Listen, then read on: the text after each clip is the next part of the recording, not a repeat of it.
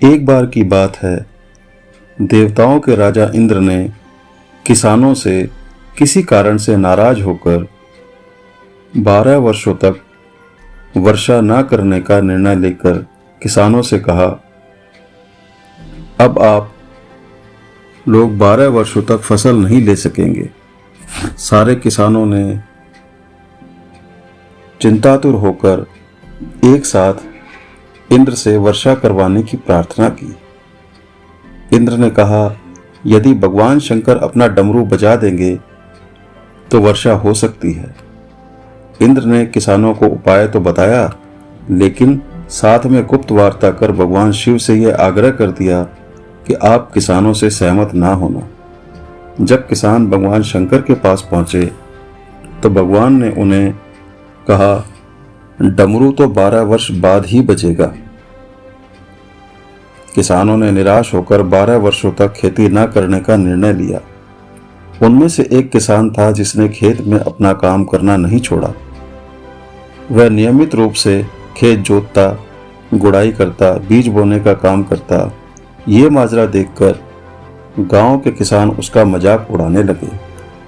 कुछ वर्षों बाद गांव वाले इस परिश्रमी किसान से पूछने लगे, जब आपको पता है कि 12 वर्षों तक वर्षा नहीं होनी है तो अपना समय और ऊर्जा क्यों नष्ट कर रहे हो?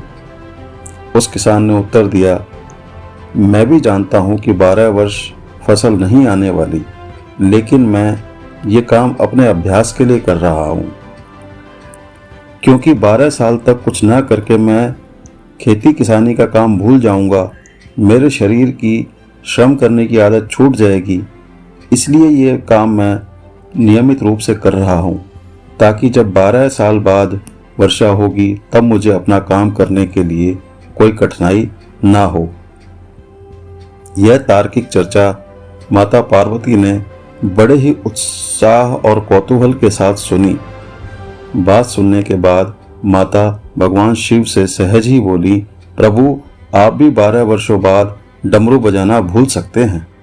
माता पार्वती की बात सुनकर भोले बाबा चिंतित हो गए।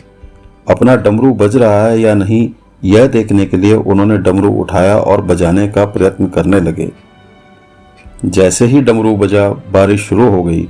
जो किसान अपने खेत में नियमित रूप से काम कर रहा था, उसके खेत में भरपूर फसल आई।